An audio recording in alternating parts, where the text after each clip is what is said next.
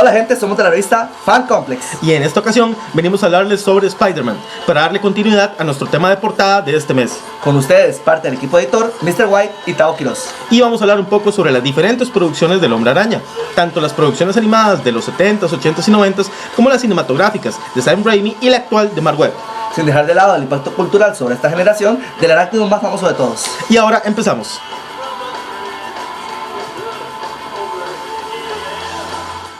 Para empezar, hablaremos un poco sobre las series de los 80s y los finales de los 70s, principios de los 80s.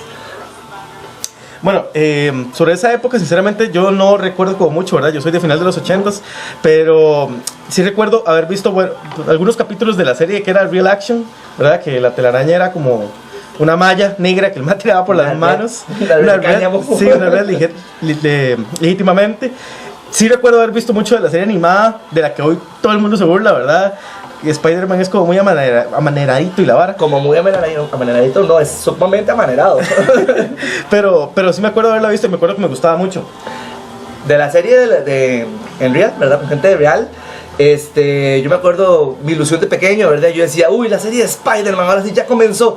Y de repente era Peter Parker haciendo esto, Peter Parker haciendo aquello, Peter Parker aquí. Y de repente se puso un traje horrendo, que para mí en aquel tiempo era chusísimo.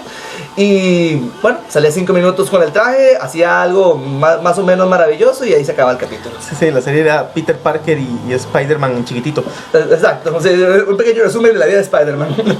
Y no, la de los 80s, pero la animada, esa sí era muy 80s, ¿verdad? Era como muy payasa, muy de que se resuelve el problema, el conflicto se resuelve en 2 minutos y todos quedan felices. Sí, la línea de historia no llevaba una cronología, era como ver un capítulo de los Halcones Galácticos, ¿verdad? Era el capítulo de ese día, era el paquete de ese día y no se veía qué iba a pasar, nunca quedaba en continuidad, la vida de Spider-Man nunca corría realmente peligro, sino era que estaba amarrado en un tren por algún tipo de mecate, ¿verdad? Pero de ahí en fuera no pasaba más. Eran 80s. Sí, los 80s. No obstante, ¿verdad? La serie tuvo mucho éxito. La gente la recuerda con mucho cariño. Nosotros la recordamos con cariño. No la volveremos a ver, pero la recordamos con cariño.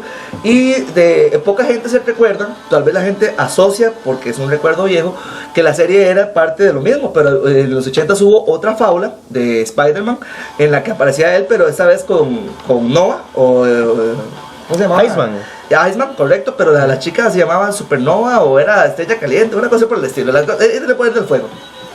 Sí, que era como la versión de Super Amigos de Marvel. Sí, era una versión de equipo, ¿verdad? También tenía, en apariencias, el laboratorio era muy parecido al de los Cuatro Fantásticos, ¿verdad? Era el cuarto de ellos, solamente que se presionaba un candelabro secreto y todo daba, los sillones daban vuelta, los recuerdos daban vuelta y quedaban computadoras de aquella época. No, yo la verdad de esa no tengo ningún recuerdo. O sea, tengo recuerdos de lo que he visto ya pasados 20 años, pero en mi época de niño nunca la vi. En aquel tiempo yo me acuerdo que la gente se volvía como loca por el poder de Iceman. Él hacía el famoso poder de él, en que iba tirando los rayos con las manos de enfrente y generaba un caminito de hielo, ¿verdad? Por toda la ciudad, que a veces era innecesariamente retorcido, pero eso era el plato fuerte de esa serie. Yo me acuerdo de eso, pero en la serie de los 90s. Bueno, la serie. Que de hecho yo lo confundí con Silver Surfer. Sí, de hecho, cuando salieron las famosas Pepsi Card, ¿verdad? Todo el mundo le salió el Iceman, ¿verdad? Tirando ahí, la Pepsi Card era muy bonita.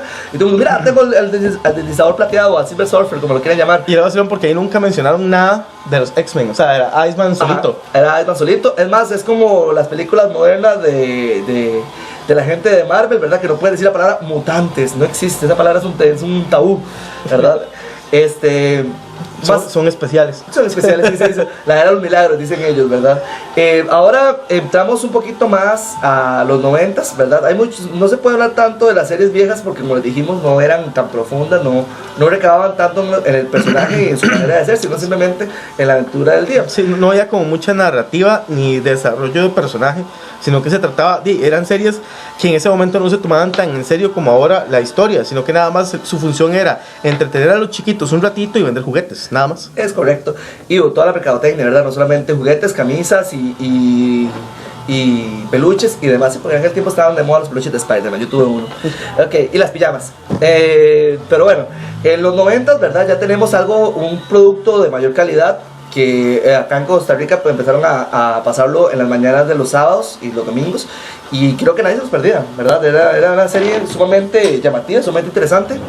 Bueno, yo me acuerdo que yo lo veía entre semana. Entre semana. En Canal 4. Sí, pues ya después, cuando la serie ya la habían repetido y la habían repetido y la habían repetido, como costumbre. Sí, yo seguro la vi ya como en la octava vuelta. Sí, bueno, como por ahí la octava vuelta ya la daban en las tardes, y era una serie que a mí me enriqueció montones en lo que es la historia del cómic, ¿verdad? Porque hasta entonces yo no conozco, es como los super amigos, los superhéroes de los super amigos, usted no llega a conocerlos realmente, sino lo que la fábula le entrega a usted, de lo que era el recuerdo de los 80s, pero ya esta sí hablaba de Spider-Man, de Peter Parker, de sus problemas con la tía May, de sus problemas con Felicia, con Gwen, con Mary Jane, ¿verdad? Sus problemas de bullying, todo ese tipo de cosas, ya empezamos a conocer al burlón sarcástico de Peter Parker. Sí, y que exploraba todas las facetas de Peter, ¿verdad? Porque estaba el Peter que es un chingue, el Peter fotógrafo, el Peter científico, el Peter que era un varaz. O sea, era muy, muy amplia, desarrollaba mejor los personajes, y no solo los principales, sino también los secundarios. Porque como lo decía Catao, veíamos a Felicia, veíamos a Mary Jane, veíamos a Black Cat, incluso exploraba la historia de los que iban a ser los villanos de turno, ¿verdad? Como Morbius, como este otro mae, se llama Lápida, el de las Tucson, sí, cierto, sí. Smitey. Que Smitey pasa toda la serie siendo un minusválido y al final se convierte en un villano pichudo. Ajá, fuerte, con rayos que le salen de los hombros, y pues, se cuenta la historia completa de los dos Duendes Verde, ¿verdad? Tanto padre como hijo, y yo no sabía eso hasta que vi la serie. Se ve también la historia del Duende Normal, se habla ya de lo que es S.H.I.E.L.D., se habla de los Helicarriers, se habla del Capitán América. De hecho aparece Capitán América en un capítulo mítico ahí en el que está en el eje del tiempo luchando con Red Skull, ¿verdad?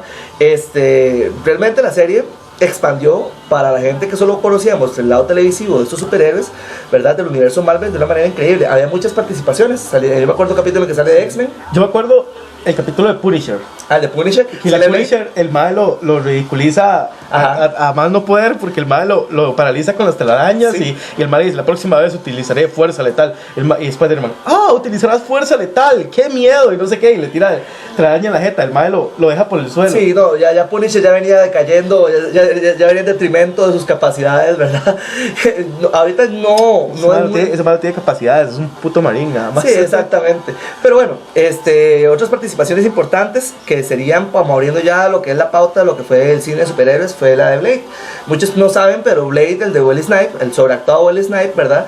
Está inspirado en cómics de Marvel. El vampiro diurno, por así decirlo, ¿verdad? Tuvo sus primeras apariciones en varios capítulos de esta serie de Spider-Man. No, obviamente no las primeras apariciones de cómics, pero sí sus apariciones televisivas. Y de ahí en fuera fue que se abrió todo el mercado de películas de cómic. Bueno, ya entrando en el universo cinematográfico, ¿verdad? Dentro de lo que es Real Action, las primeras dentro de este nueva generación o nuevo universo de películas de cómics son la trilogía de Sam Raimi, ¿verdad? Que es la que recordamos a principios de los 2000, 2003, 2004, fue que salió la primera, ¿verdad? Que estaba protagonizada por Willem Dafoe, que era el Duende Verde, y Tobey Maguire, que era el Spider-Man de turno, ¿verdad? Kristen Dunst como Mary Jane Watson. Sí, es Mary Jane Watson, que era medio tiesita, pero sí. Es que ella no es muy buena actriz, pero no importa. Se le perdona, estaba bonita. Bueno, por lo menos mi expectativa con respecto a sus películas era muy alta. Yo me acuerdo que los trailers, a pesar de que en ese momento yo no era como muy usuario de YouTube o de internet en general, pasaban los trailers como en las horas pico, ¿verdad? De noticieros o de programas populares. Sí. Y sí me acuerdo que los trailers se veían muy, muy, muy tuanis. Y que entonces yo la verdad estaba como muy emocionado. Y la película me encantó. Ya después de ciertos años le he ido perdiendo el gusto, ¿verdad? Más que todo por comparación. Pero en ese momento me pareció muy buena. No, en recaudación la película, la primera de Spider-Man fue un pegue. De hecho, la 2 y la 3 fueron muy esperadas. Pero normalmente el público ya no las recuerda como algo bueno, ¿verdad? Hay varias cosas que se les pueden rescatar. Yo de Spider-Man 1 rescato normalmente la primera hora, que se parece mucho a la historia real, la parte de la lucha libre con Razor Ramón, ¿verdad? La parte de la muerte del tío Ben, y todo eso.